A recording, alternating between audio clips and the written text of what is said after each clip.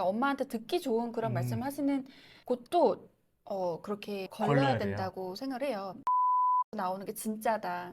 그 아이가 수학을 되게 좋아하고 있던 아이였는데 제가 갑자기 엄마표를 해봐야지 이러면서 연산을 막 주면서 하게 했더니 이 아이가 갑자기 좀 수학에 대해서 공포심이 생겼더라고요. 그래서 얼마나 쪼았길래. 엄청 울면서 난 수학 안 할 거야. 나 수학이 제일 싫어. 이렇게 얘기를 했어요. 영어를 이렇게까지 해서 배우고 싶진 않다. 그 정도였어요? 예.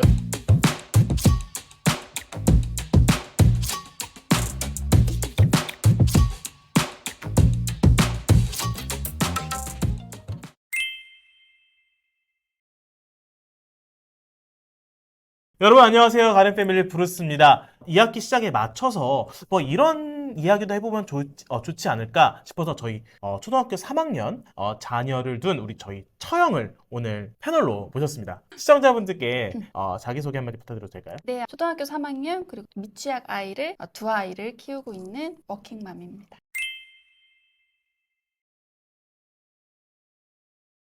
제가 방금 자료를 보여드렸는데 뭐 보미 같은 경우에는 뭐 문해력도 상위권에 해당이 되고 수학 능력도 굉장히 또 준수한 성적이 나왔어요. 근데 정말 이제 집에서 아이를 보실 시간이 없으시다 보니까 이제 학원을 고르는 기준이 철학이 있으실 것 같은데 내가 이런 학원은 믿고 거른다. 제 말이 다 정답은 아니지만 일단 아이가 이제 영어 교육을 시킬 때 생각을 해보면 정말 많은 곳을 다 확인해보고 저는 선생님들이랑 그 상담을 꼭 하거든요. 그러니까 제가 이제 가장 조금 믿고 거르는 거는 대형 프랜차이즈 학원은 거르고 있어요. 제 아이만에 이제 맞춰서 해주는 거는 확실히 부족하겠다는 생각이 들어서 일단은 큰 학원보다는 이 선생님이랑 아이가 이제 1대1로 좀 이게 서로 교감을 하고 선생님이랑 내적 친밀감도 생기고 아이가 흡수하는 게 진짜 확 다르더라고요.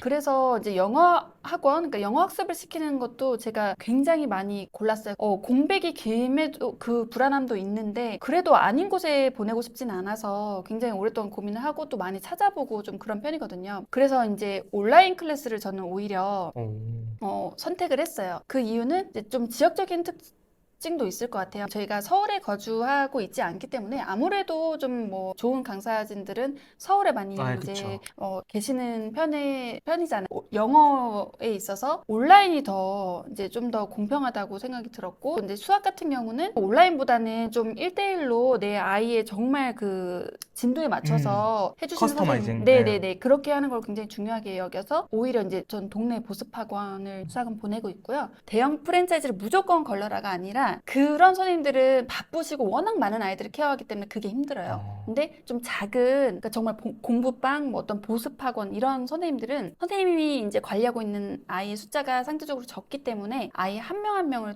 굉장히 케어해 주시는 걸 좋아하시고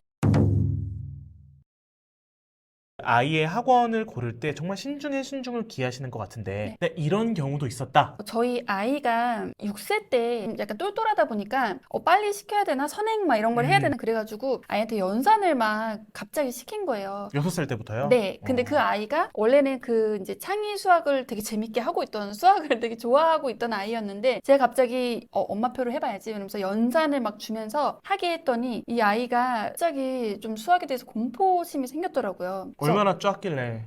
자신 있게 말씀드릴 수 있는 거는 아이한테 갑자기 남들이 다 한다고 해서 시키는 게 정말 좋지가 않구나라는 거를 제가 그때 딱 깨달았죠. 아이가 엄청 울면서 난 수학 안 할 거야. 나 수학이 제일 싫어. 이렇게 얘기를 했어요. 내가 진짜 잘못했구나. 알겠어, 봄이야. 엄마가 이제 봄이가 수학 공부하고 싶다고 할 때까지 수학 안 시킬게 라고 얘기한 다음에 정말 2년 동안 안 시켰어요. 몇 살부터 몇 살까지죠? 6세 때 그렇게 막 울고불고 하고 나서 7세 1학년 원래 이제 초등학교 공부 이제 준비하면서 막 엄마들 수학 다 시키고 하는데 안 했어요. 과감하게. 왜냐면 기다려줬어요? 어차피 얘가 이렇게 싫어하는데 내가 가르쳐 줬다가는 그때 수학을 하게 했다가는 정말 아예 수학을 놔버릴 것 같아서. 최연소 수포자? 그쵸. 네.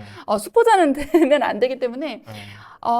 정말 그때 저를 뼈를 깎는 심정으로 정말 아니야, 수학 시키면 안 돼. 그런 마음으로 수학을 안 시켰어요. 정말 얘는 2년 동안 아무런 이제 논술 상담을 갔다가 거기서 이제 수학도 같이 이제 하시는 그런 곳이었어요. 근데 되게 좀 선생님이 따뜻하게 이제 원장님이 해주셔서 근데 봄이야 그 수학도 한번 해볼래? 라고 그냥 정말 던졌는데 갑자기 애가 하겠다고 하는 거예요. 잘 됐다. 웬 떡이야. 그래서 논술이랑 수학을 같이 이제 결제를 했죠. 보내고 나서도 저는 그 생각이었어요. 이제 선생님이랑 계속 소통하면서 아니면 접어야지. 근데 아이가 선생님이랑 너무 합이 좋고 선생님을 너무 좋아하고 그러니까 그 선생님이 아이가 좋아하게끔 만드시더라고요. 그래서 그 다음부터는 정말 일사천리로 자기 수학 좋다고 그 얘기를 하게 되고 좋아하다 보니까 당연히 성적이 확 오르더라고요. 상담 때는 너무 괜찮고 맡겼는데 음. 알고 보니까 별로였다. 상담 때는 딱히 그 선생님의 역량이나 어떤 그런 거 못 느꼈는데 체험 수업을 했는데 아이 입에서 좀 나오는 이야기들이 내가 느꼈던 것보다 다르구나. 그래서 선택한 경우가 있어요. 그러니까 엄마한테 듣기 좋은 그런 말씀하시는 곳도 그렇게 걸러야 걸러야 돼요. 된다고 생각을 해요. 아이 입에서 나오는 게 진짜다. 그런 의미에서 저는 그 무료 체험을 좀 길게 해주시는 곳을 굉장히 추천을 해요. 왜냐하면 무료 체험을 하면서 아이가 수술 이야기를 하거든요. 이제 지금까지 좋은 학원을 고르는 방법, 그런 노하우에 대해서 좀 전반적으로 말씀을 해주셨어요. 그런 측면에서요, 스피클도 무료 체험을 해보셨잖아요. 어떠셨어요? 그 스피클이라는 그 회사가 그 100% 필리핀 선생님으로 이루어진 온라인 영어 클래스잖아요.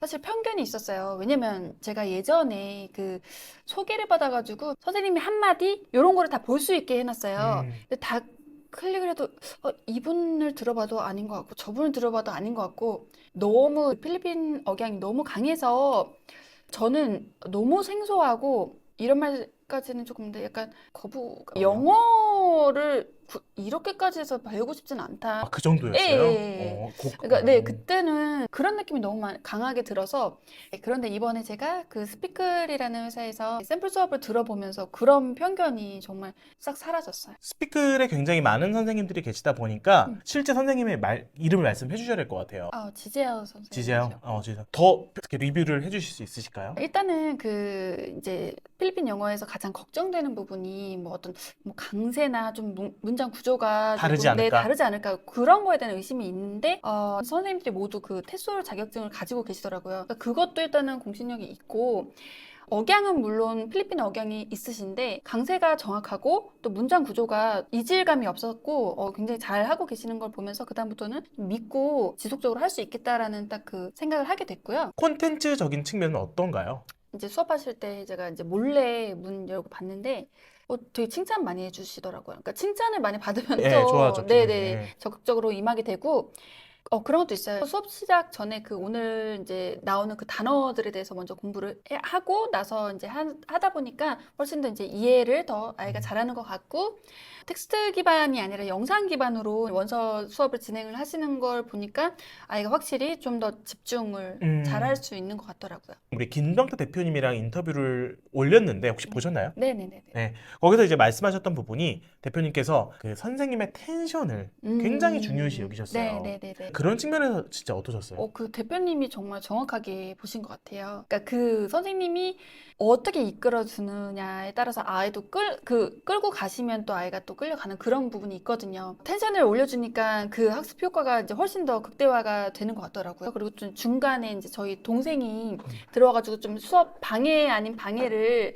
했는데 내가 보기엔 동생 와 있는 것 같은 이름 뭐야 하면서 막 이렇게 하니까 동생도 계속 얘기를 하고 싶어 하더라고요. 그래서 동생도? 약간 이 생각도 했어요. 네. 그럼 처형. 지금까지 어떻게 보면 스피클에 대해 되게 좋은 이야기, 긍정적인 말씀만 해주셨는데 이런 한계점과 이런 아쉬운 점도 있다. 뭐 이런 부분도 조금 말씀해 주셨으면 좋겠거든요. 한계점이요. 이런 경우가 있었어요. 이제 사실 처음에 이제 봄이한테 배정된 처음 선생님이 봄이랑 이제 수업을 했는데 살짝 이제 호흡이 안 맞았던 것 같아요. 그래서 봄이가 그런 부분에 대해서 저한테 얘기를 해줘가지고 저는 사실 조금이라도 약간 걸리는 게 없이 계속 가고 싶잖아요. 그래서 조심스럽게 말씀을 드렸는데 너무 흔쾌히 봄이한테 맞는 선생님을 찾아가는 과정을 또 흔쾌히 주시더라고요. 기회를. 그래서 지금 너무 재미있게 하고 있어요.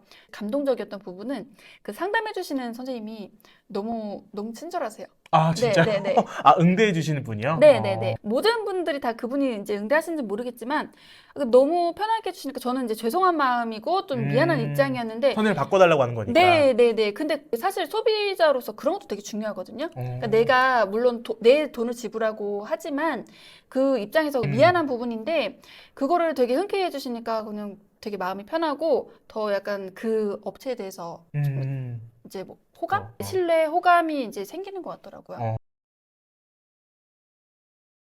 워킹맘이 가장 힘드실 것 같아요. 그리고 또 기본적으로 죄책감이 있거든요. 내가 내 아이한테 다 이게 제대로 해주는 거 맞을까? 근데 그런 생각을 하시지 않으셨으면 좋겠어요. 왜냐하면 물론 이 일을 하는 것도 내 아이를 위한 거고 대신에 이제 학원을 선택할 때 초반에 정말 믿을 만한 선생님 그리고 아이랑 정말 소통이 잘 된 선생님을 하나 딱 만나고 나면 그 다음부터는 쭉 그냥 일만 집중하시면 되거든요. 선택하실 때 조금 더 심혈을 기울여서 이제 남들 좋다는 거 말고 내 아이랑 진짜 합이 맞는지 그러나 초반에 좀 바짝 이렇게 선생님을 고르시는 거 학원을 고르시는 거에 좀 집중을 하시고 그 다음에는 좀 마음 놓고 아이 학원 보내시고 네 일하셔도 좋을 것 같아요. 오늘 귀한 시간 내주셔서 감사합니다. 네 감사합니다.